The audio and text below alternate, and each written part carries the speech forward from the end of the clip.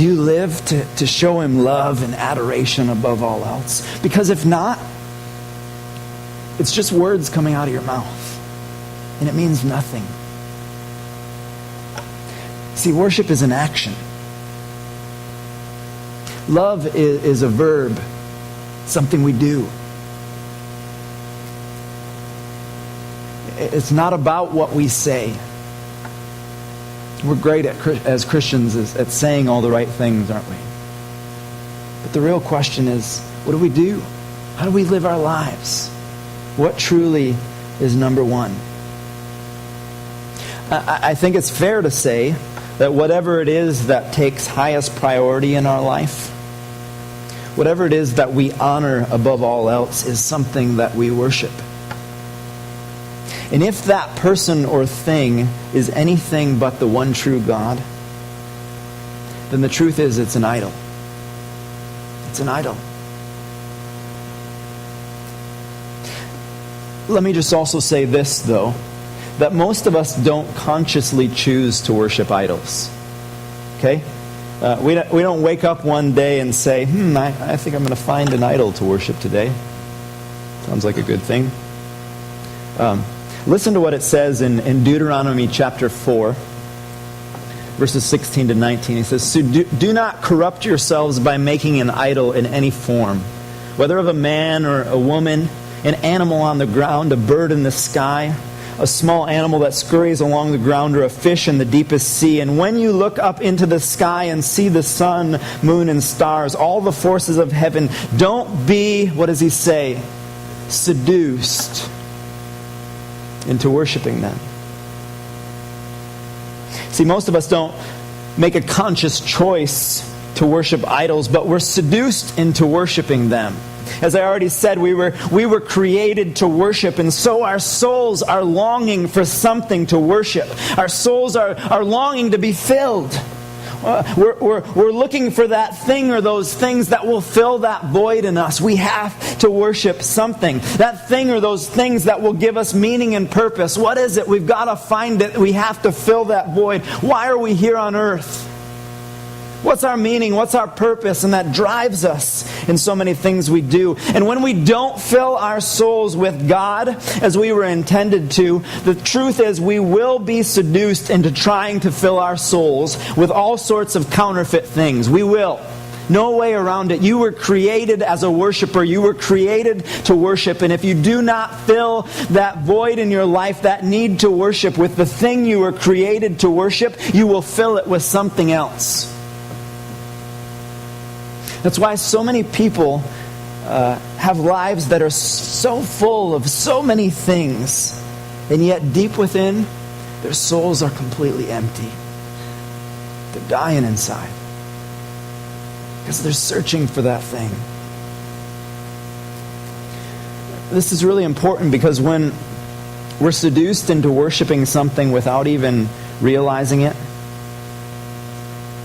it can make it really difficult to see our idolatry in the mirror. When you're seduced into something and you don't even realize you've been seduced into it, it can make it really hard to see it in the mirror. There's a story of a guy who traveled to a remote village in India. And he met this lady there who was actually sacrificing chickens to some god on an altar. And he sees this and he's like, wow, I've read about this, I've heard about this, and now I'm seeing it. This is real life idolatry, right? She's sacrificing chickens to some god on an altar that she's built. And so he got into a conversation with her and he found out that she had actually visited the United States. And so he asked her how she liked it. And she said, "I hated it with all my heart. It was the most disgusting place I've ever been. I will never go back to your country ever again," she said. He was really surprised, obviously, by your answer. He said, "Well, what's wrong with it? I mean, why? What did you not like about it?" And then she said to him, "It's the most idolatrous place on the planet." She said, you all spend so much time worshiping your idols. Now, wait a second. Dead chickens, altar, blood, sacrifice.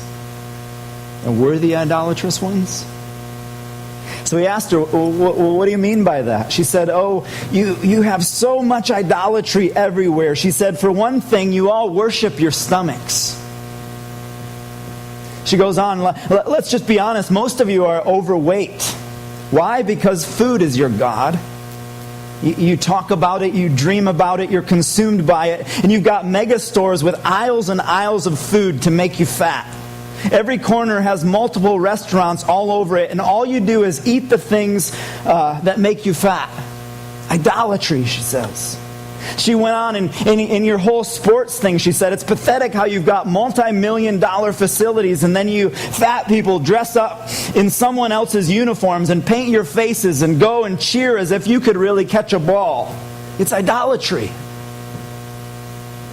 And then she said, in your homes you have your little altar of worship. You take this thing and you put it on the wall and you plug it in. And then you put all of your chairs around that thing and you align your whole house. And your whole family gathers together and you just worship for hours and hours that thing that comes out of the screen.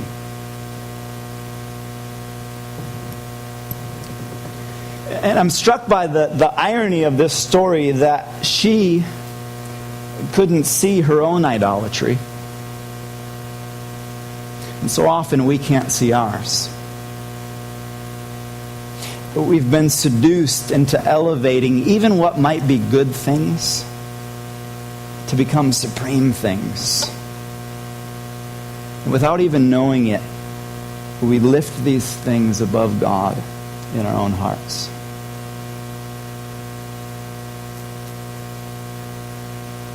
I'd love to go to church and spend time with God, but I've got to do this.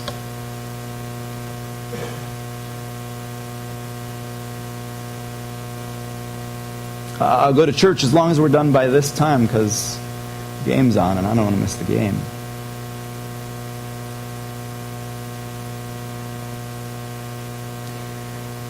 What I want to do in the time we have remaining today is give you 3 important steps in dethroning the idols of our souls.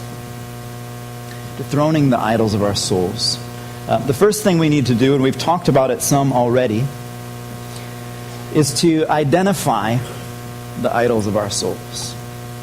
Identify the idols of our soul. We need to learn to identify these things, to see them for what they are.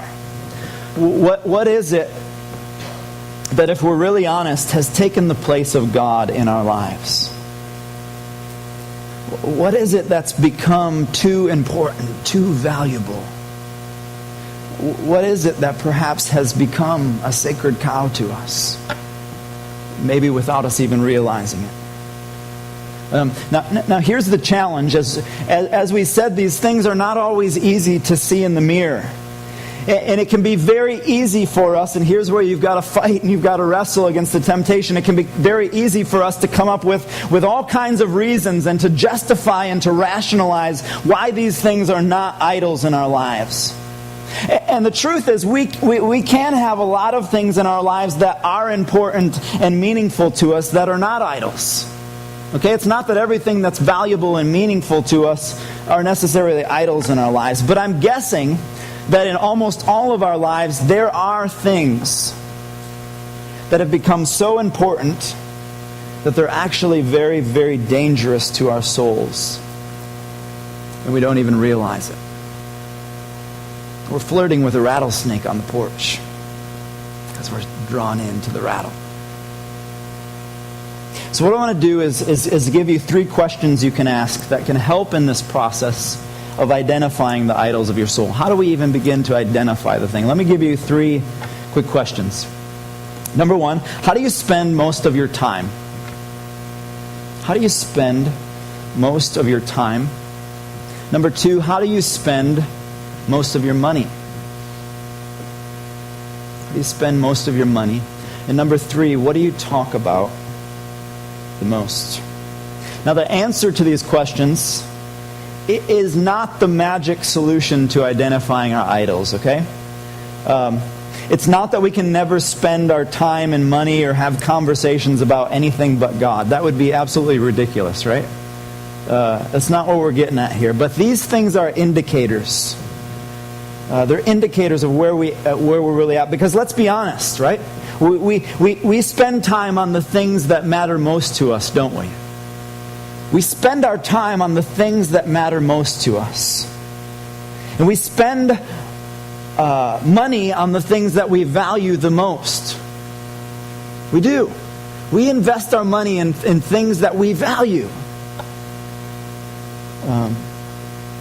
And we spend time talking about the things that are most important to us. It's where our conversations go, the things that we value, the things that are important to us. So, if all of our time and our money and our conversations are spent on certain things, and very little of it or none of it go to God and the things that matter to God, then perhaps things are a little out of balance in our lives. And perhaps we should pay attention. Okay? It's not that everything that we spend time on and everything that we spend money on and everything we talk about is necessarily an idol. But again, these things are indicators because we invest in what we value. And if we're valuing things and showing little or no value for God, something's out of whack in our life and we better pay attention. 3 simple questions you can ask. And I don't know exactly what those things are for you, okay? For some of us, I think we're seduced into worshiping our homes. And there's nothing wrong, don't get me wrong, there's nothing wrong with having a nice house, but for some people, that's all it's about. They're consumed with making their house absolutely perfect, and all their time and all their energy and resources going into trying to create this perfect place, this shrine to themselves, and there's very little room, if any, for anything else in their lives. Some people are overly consumed with their image or their appearance. Again, there's nothing wrong with looking nice. And let me tell you, we all appreciate it when you take a shower before you come to church. But for some people, it's all about image. That they worship their self-image, and everything they have goes into creating this perfect image. They find their source of value from how people respond to how they look, how they appear, and how they're dressed. For some people, maybe it's relationships with friends, or even relationships with a spouse or with children. Now, obviously, it's important to have friendships, and obviously, it's very important to invest quality time with your spouse and your kids. But for some of us, without even realizing it, we can be seduced into allowing those people to become more important in our lives than God is. It's very dangerous to our souls. For others, it might be hobbies. Hobbies that you've become a little too obsessive about. Or watching television, and it totally consumes your life. Or it might be your job or your career. And you have good reasons behind why you're constantly at work. To get ahead in life and so your family can have a better life. But it consumes you, and without even knowing it, it has become a source of idolatry. And so what I want to ask you to do is to look at your life and be really, really honest. Really honest. In fact, I would strongly urge you, and I would ask you and beg you to find someone else that you can talk to about this. Find someone you can talk to beyond our time together here. Because I promise you, our human minds will play tricks on us. We will find a way, even if God begins to stir something and something comes to mind and you go, oh, maybe this is an idol in my life. Left to yourself, you'll probably find a way to justify it. You'll probably find a way to shake it off. Spend some time really praying. God, what are the things that have seduced me into idolatry, and maybe I don't even see it? What are the things that have seduced me into idolatry, and maybe I don't even see it? So, we need to identify the idols of our souls. Once we identify the idols of our souls, Scripture teaches us then the second thing is to tear down our idols. Do a little sacred cow tipping.